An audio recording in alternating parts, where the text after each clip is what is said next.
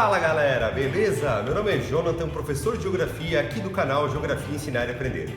Hoje a gente vai falar um pouco sobre a população, sobre dados de densidade demográfica. Por que eu vou falar sobre densidade demográfica hoje? Eu proponho hoje uma grande volta ao mundo para falar sobre os casos de coronavírus e de acordo com a relação da população pela área, que os países do mundo têm, que os lugares do mundo têm. Então a minha proposta hoje é uma volta ao mundo, mas primeiro a gente vai ver o que significa densidade demográfica, também conhecido como população relativa. Como assim relativa?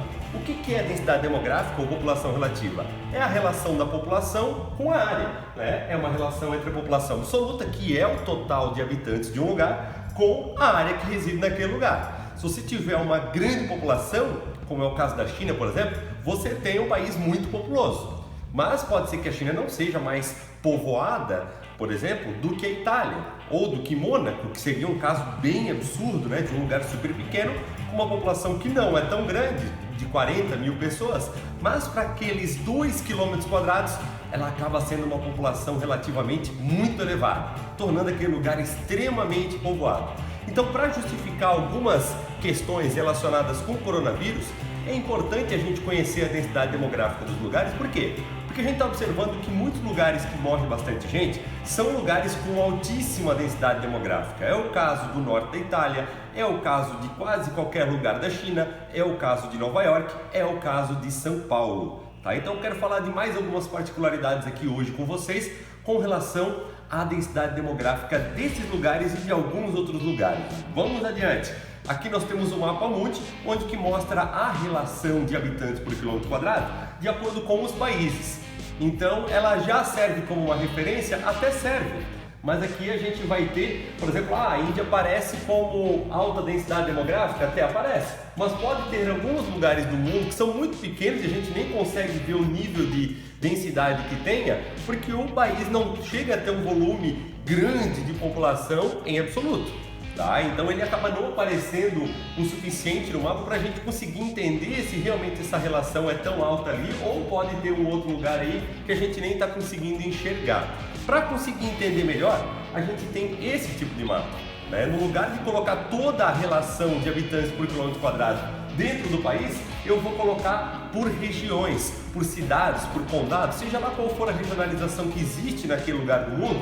Aqui a gente entende bem melhor que realmente a Índia tem uma grande densidade demográfica. Eu consigo até ver os espaços vazios de alguns lugares do mundo, como é o caso aqui do deserto de Gobi, aqui o grande deserto australiano. Olha só como a Austrália é vazia, o território dela é praticamente todo vazio. Aqui a gente tem algumas poucas áreas com densidade aí de 15 a 100 habitantes por quilômetro quadrado. Se você olhar apenas para dentro de cidades, você vai chegar às vezes a 1000 habitantes por quilômetro quadrado. É o caso de Balneário Camboriú, aqui perto da cidade onde eu moro, Então a gente consegue identificar muitas coisas bem legais nesse tipo de mapa de densidade demográfica, Aqui a gente tem por pontos, um mapa de pontos de altíssima densidade demográfica. Então a gente observa que dentro da Índia, do Japão, da Coreia, do Vietnã, aqui as Filipinas, Itália, Alemanha, Inglaterra, são todos lugares bastante afetados pelo coronavírus, por exemplo, e são lugares com altíssima urbanização. Eu costumo dizer nas minhas aulas de urbanização que a maior parte da população mundial vive apenas sobre 1% da Terra. Como assim? Quando você olhar o mapa do mundo, do espaço, uma imagem de satélite, você não vê as pessoas. Você tem que dar um zoom enorme para começar a ver a mancha urbana, para daí ver as cidades. Então, não significa que a gente não altera o mundo inteiro, a gente altera sim, como atividades agrícolas, atividades... principalmente atividade agrícola, temos área de floresta, temos área de deserto, mas nem todas as áreas são tão intensamente ocupadas e degradantes como as cidades. As cidades sim, a gente tem uma grande relação de estrago aí que a gente consegue fazer nessas áreas. Então eu sugiro agora uma volta ao mundo para falar de alguns lugares aí que tem essa relação. Encontrei um site, na verdade é um recurso que o Google Earth tem, onde que a gente consegue ver barras tridimensionais em cima do mapa mundi, onde que a gente vê a maior relação de população por área, que é exatamente o que a gente está falando até agora. Então aqui eu consigo ver, por exemplo, a cidade de Florianópolis, né? Depois Curitiba, São Paulo lá em cima. Aqui eu consigo saber, eu sei que aqui fica Itajaí, Balneário Camboriú, com uma alta relação. E tem 3 coisas básicas que você consegue fazer nesse site. Olhar a mudança de 1990 para 2015, população presente no dia, que ficam maiores ainda essas barras, e a gente consegue comparar com 1990 e depois eu vou mostrar para vocês que dá para comparar até com 1975, o que é muito interessante. Tá? Eu mesmo fiquei apaixonado por ficar olhando isso, fiquei horas olhando, printei várias coisas para trazer aqui para vocês. Tá? Então a gente consegue observar que tem muito branco, ou seja, muitas áreas que são pouco ocupadas.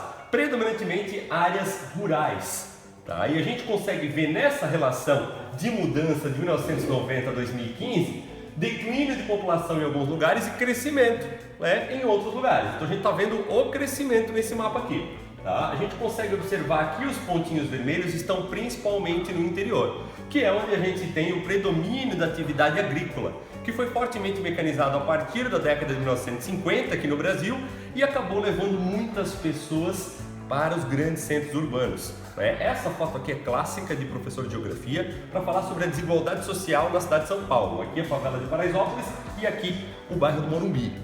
Tá? Paraisópolis fica dentro do contexto do bairro do Morumbi, certo? Então, esses dias até recebi uma postagem no Instagram, fui marcado por uma aluna que disse o seguinte: ó, professor, a postagem dizia que quem não tinha assistido essa imagem, né, em alguma aula não tinha estudado geografia. Fiquei muito feliz com a lembrança porque esse é o propósito da gente mostrar às vezes tantas vezes a mesma coisa numa sala de aula, para que lá na frente vocês lembrem: poxa, eu sei disso porque eu aprendi na escola. É bacana esse tipo de situação também. Aqui a gente tem, por exemplo, Florianópolis e Itajaí. Eu dei um zoom, né, da imagem anterior, eu dei um zoom aqui para a grande Florianópolis. Observe que a ilha não é totalmente ocupada. A gente tem uma ocupação principalmente aqui na região central e da Universidade Federal de Santa Catarina. Né? São José tem uma ocupação até maior, juntamente com o Estreito, ali que pertence à cidade de Florianópolis ainda. Né? Floripa tem a parte da ilha e tem a parte do continente.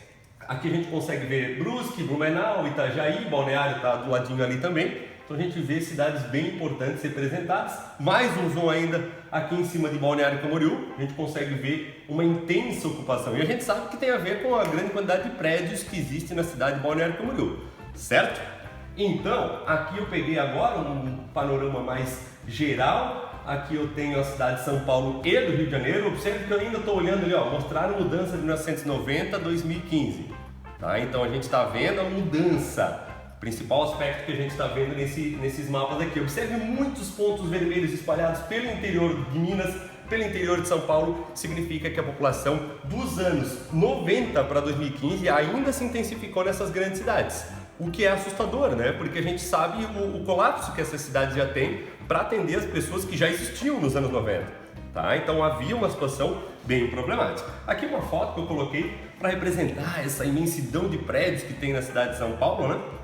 Aqui a gente tem agora, né, um mapa mais de fora. Né? Se a gente olhar o mapa com um zoom muito para trás, né, a gente não consegue ver tanto esses risquinhos. Chama atenção aqui em Caracas, em São Paulo tem um risquinho por aqui também. Depois a gente vai ver que com o zoom fica bem melhor de enxergar esse tipo de situação. Aqui ainda mostrando a mudança dos anos 90 para 2015, a gente consegue perceber já que a região do Rio Ganges tem um elevado crescimento populacional nesses últimos 20 anos que a gente pode enxergar ali. Aqui a gente tem os Estados Unidos. Observe uma altíssima densidade aqui onde está Nova York. Nova York agora com uma média aí na última semana acima de 1.000 pessoas morrendo em função do coronavírus. Né? E aqui em Los Angeles também uma grande concentração populacional. Bem interessante entender esse crescimento populacional que teve nesse período aí. Muitos lugares do interior certamente perderam população nesse período. Tá? Aqui a gente vê agora a população presente. Isso aí chama mais atenção aos olhos ainda. Eu dei um zoom ali em cima de Nova York e mudei a característica do que eu queria observar. Então a gente consegue ver aqui a cidade de Boston. Não é uma cidade tão grande, uma cidade do tamanho é menor do que Curitiba, é uma cidade com cerca de 1 milhão de habitantes. Nova York aqui, a região toda aí passa dos 10 milhões de habitantes. Só a cidade de Nova York tem 10 milhões de habitantes, vai passar dos 20 milhões de habitantes. Tudo isso que a gente está vendo aqui. Então é muita gente num espaço que não é tão grande assim.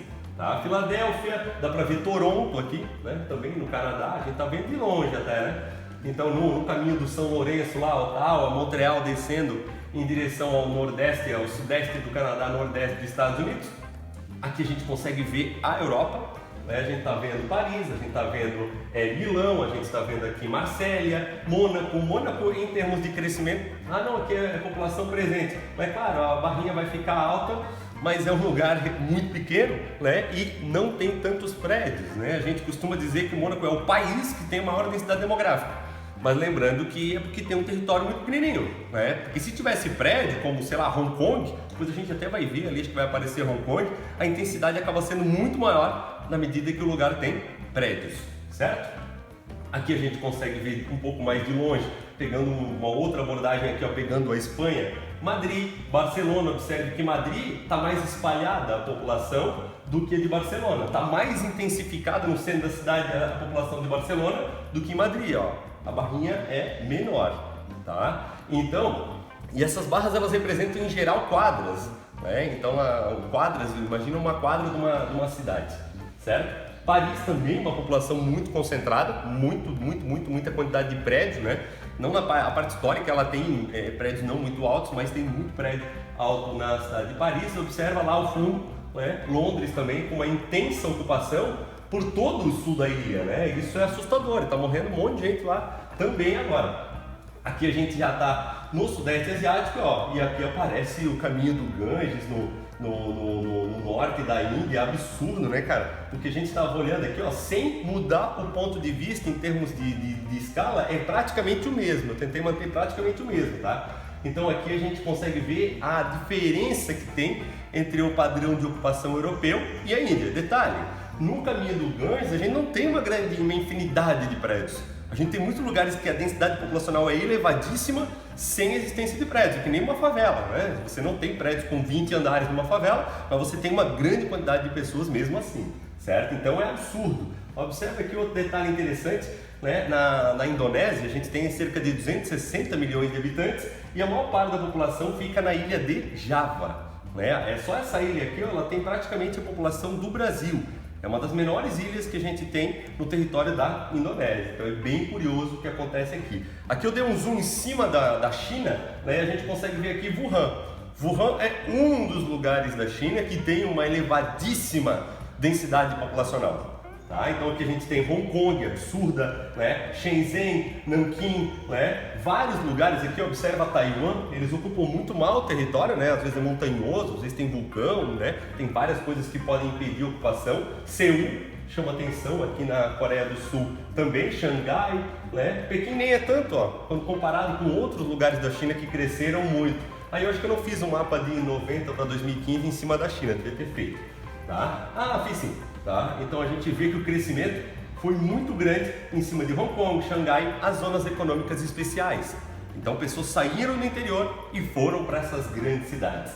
E aqui, quase no final da nossa aula, nós temos uma comparação de 2015 com 1975. Olha o absurdo do crescimento populacional, da densidade populacional que teve na China, no leste da China, neste período. Tá? Então, claro, é um período bastante longo de tempo, mas foi muito grande a população de um país que já era o mais populoso do mundo em 1975. Tá? Aqui eu tenho um comparativo da minha região, da região onde eu moro em Blumenau, né? Comparando 75 com 2015, o absurdo aqui é Balneário Camboriú. Observa aqui Itajaí, aqui é Balneário Camboriú, em 1975 Itajaí tem barras maiores do que Balneário. E agora a gente tem uma intensidade muito maior em Balneário Camboriú. Tá? Então Florianópolis também um absurdo de crescimento que a gente já viu numa imagem anterior ali. Joinville nem mudou tanto não, tá? E aqui eu tenho uma comparação de imagens da cidade, uma panorâmica da cidade de Balneário em 1970 e dos anos 2000, olhando praticamente do mesmo lugar. E aqui eu tenho ela ampliada, tá? Então a cidade de Balneário Camboriú em 1970 tinha bem menos prédios do que tem hoje, muitos já foram derrubados para fazer prédios maiores. E a gente tem uma orla muito mais ocupada, muito mais intensamente ocupada do que era antes, tá? Então se você está gostando do canal, se você está gostando desse tipo de conteúdo, quer fortalecer o canal, curte esse vídeo, né? Compartilha com seus amigos, né? E não esquece de se inscrever na página do canal Geografia Ensinar e Aprender. É canal, não é página, né? Valeu, obrigado!